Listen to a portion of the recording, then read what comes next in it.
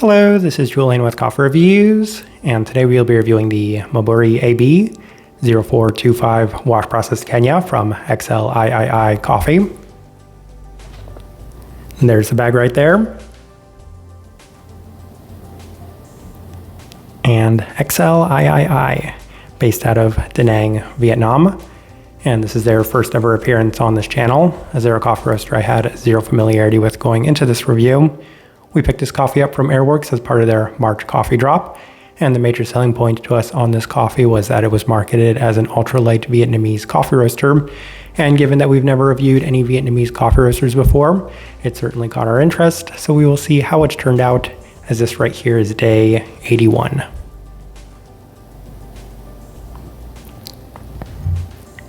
And recipe we went with for this coffee was our standard recipe at a 16:1 water to coffee ratio, brewed at 96 degrees Celsius, about 205 degrees Fahrenheit, and I like this one best through the V60, which indicates a more medium fine grind. Roast profile for this coffee, as mentioned going into it, this one was marketed as being ultra light, and on the bag itself it's described as being extremely light. And if you take a look at the photo that we include at the start of all of our videos, you can see that visually speaking it's also extremely light, and I could certainly say that it's on par with some of the lighter roasted coffee roasters we've had on this channel altogether, especially relative to a lot of other Asian based coffee roasters. So yes, this one does skew on the extremely light side of things by most standards and metrics.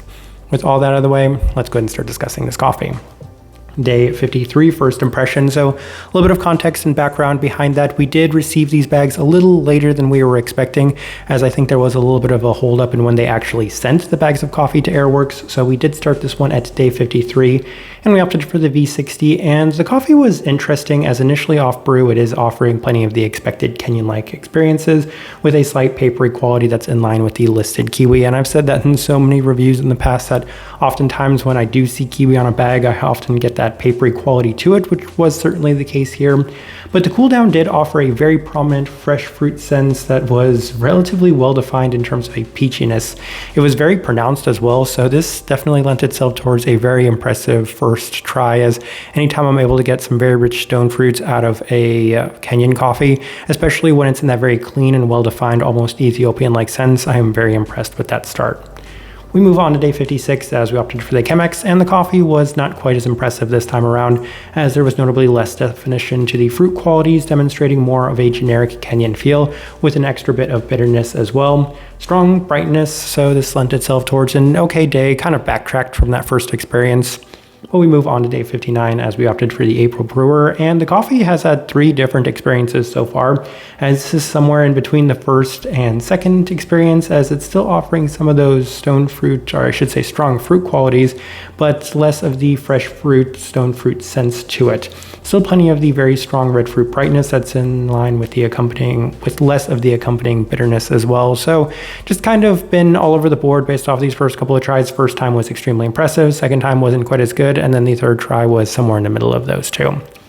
Day 62 through the V60 with XLIII's recipe, and the coffee continues to have a different experience, lending to the notion that it's a bit sensitive to brew, and I could kind of see that, especially given the way that we went through this coffee. Oftentimes some slight adjustments and tinkering to this one drastically changed the overall results.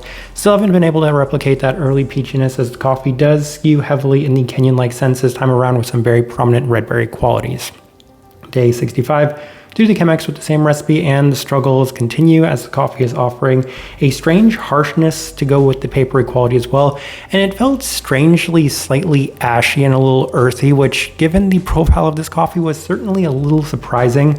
I wouldn't necessarily say that it was in a roasty sense, but just much more of an earthy sense, as I previously mentioned. In addition to that, there are some fresh fruit qualities felt in the background, but it was buried underneath all of these, we'll say, less desirable attributes to it. Day 68 through the V60 with our standard recipe, and there's been more inconsistency, as I was really hoping if we went back through the V60 with our first tries recipe, then we would be able to replicate that. But once again, the papery and earthy qualities are still felt with an abundance of prominent red fruit qualities as well. There is a little bit more of a darker fresh fruit, stone fruit sense, so I can see a little bit more of something like a plum this time around. But it does come at room temperature, as I feel like the best of this coffee is after a lengthy cool down when it gets to just about room temperature. Day 71 through the Chemex with our standard recipe and more inconsistency as the prominent stone fruit is present yet again within the intermediary of this one, but also a very strong papery quality that's again in line with the listed kiwi. And then day 74, final notes we do have through the V60 with our standard recipe, and the coffee has continued to remain inconsistent with a mostly red fruit forward experience. So I have to say, at least in terms of that sense, that was pretty consistent, but it is a Kenyan coffee, so I was fully expecting a lot of those brighter red fruit qualities to it. But in addition to that, there's the most tomato that we've experienced in the coffee to this point, especially within the finish as well. And in addition to that, the papery qualities continue to remain present with a slight herbal mint and some lime-like citrus to go along with a candied sweetness. All right, let's go ahead and put up the tasting wheel so you can see what we're getting.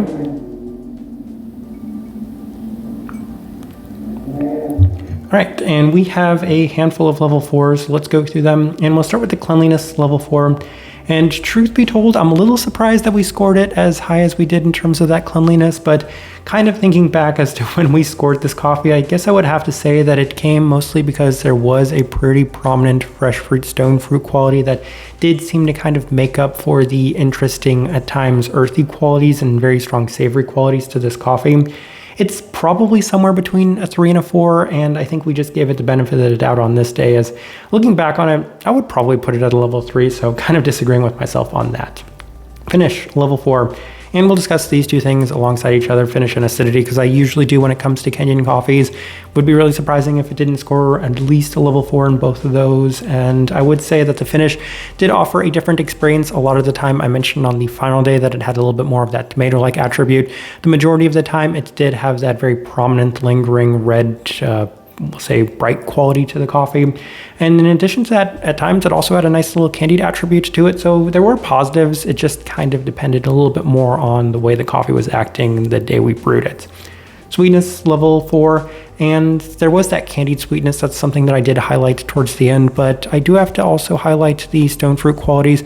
That first day specifically, when I was getting a lot of the more sugary stone fruit qualities, a little bit more in line with a peach, that was probably the best experience that I did have for this coffee. It was unfortunate that I couldn't continue to replicate that, but outside of that, relative to the majority of Kenyan coffees, I do have to say that it did skew a little bit on the sweeter side of things. Florality level 4. I feel like that one's a little self-explanatory, very red-themed coffee right from the onset, and I can definitely see a lot more of those red floral qualities, so thinking a lot more with the hibiscus, given that there is that herbal quality to go with it as well. Berry fruit level 4, also pretty self-explanatory. I think one of the notes they have listed on here is just one of the classic Kenyan red fruit notes. I think it's cranberry or something along those lines, which regardless, it's got that bright tartness to it, and it's abundant throughout the entirety of this one, so level 4 is definitely fitting for that. We'll go ahead and move on to the level 3s, and we'll start with the citrus fruit level 3. Plenty of lime. Can't quite remember whether or not they had any sort of citric note listed on here, but there was definitely a lot of that throughout this coffee. And given that there was a oftentimes bitter quality to it, I can certainly see a little bit more of a bitter lime quality as well. Stone fruit level 3, that's something that I've been harping on a lot throughout the entirety of this one, and perhaps if I didn't experience that as much as I did on the first day, then I wouldn't have been chasing it the entire time with this coffee. Having such a prominent and pronounced defined fresh fruit quality in terms of peachiness to it is always going to leave the hope that I continue to get that from this coffee, and unfortunately it was a little bit of a struggle. I could get some darker stone fruit qualities, but not to the same extent that I did with that first try, so it could be one of those things where as soon as you open the bag for the first time, though I did open it 24 hours ahead of time, you should be able to get the best of the coffee, and that might have been what happened with this one, and I'm really hoping that just because we got it on that day 50 mark, it hadn't already lost my favorite quality of this coffee, but that could certainly be the case. Caramel level 3, I mentioned a lot of candied qualities to this one, and I can certainly feel and say that that's justified here. I think as I was looking at that, I was kind of thinking to myself, if I remember correctly, don't quote me on this, I thought I saw that they were roasting on the geese, and that would make a little bit of sense why there was so much sweetness and that strong candied component to it. But again, I think I just saw that in passing. I have no certainty whatsoever that that's the roasting machine that they used. Savoriness level 3. And that is actually the tomato, and that's why it's really surprising to me that we kept the cleanliness at a level 4. There was quite a bit of tomato on this last day. Earlier on, not as much. I could see a little bit more of those savory black tea qualities to it, but towards the end, that's exactly what it's discussing, or that's exactly what it's highlighting. And then final thing worth discussing is the body at a level 3. Classic juicy Kenyan body to it. Definitely an abundance of that, abundance of texture, and you're definitely feeling that throughout the entirety of this one. So as I am looking at this tasting wheel, I do think it is a pretty good representation of what I was getting from this coffee. All right, so my overall thoughts and impressions of this coffee. I think you could probably read between the lines and see that that first experience set the bar with this coffee so high that it was frustrating that I couldn't replicate that throughout the entirety of it. I spent cup after cup trying to chase that peachy quality that I could just not seem to get from that point going forward. And even towards the end, whatever traces of stone fruit I was able to get didn't mirror that very abundant peachy quality right from the onset. And even with the adjustments, no matter how much I tinkered with this coffee, no matter how much I tried to figure out what was going wrong with it, I just couldn't seem to replicate that. And even throughout all of that, the coffee seemed to act different each time I brewed it, as I wouldn't necessarily say that any of the 2 days that we worked with this coffee were extremely similar. There were, of course, a lot of similarities to it, a lot of those Kenyan attributes, but at the same time, it just seemed to focus on certain aspects a little bit more at times, whether it be the tomato, whether it be the Kenyan like bright qualities to it, whether it be that slight peachiness that we received early on. It was just a little bit of a tricky coffee to work with altogether. And when it comes to ultralight Kenyan coffees, I'm not necessarily the biggest fan. I think that's probably been well documented by the amount of ultralight Kenyan coffees that we have reviewed, and I wouldn't necessarily say that I've been any of them that I've been truly just overly impressed by. Type of person I would suggest this coffee to. It's an interesting and tricky one.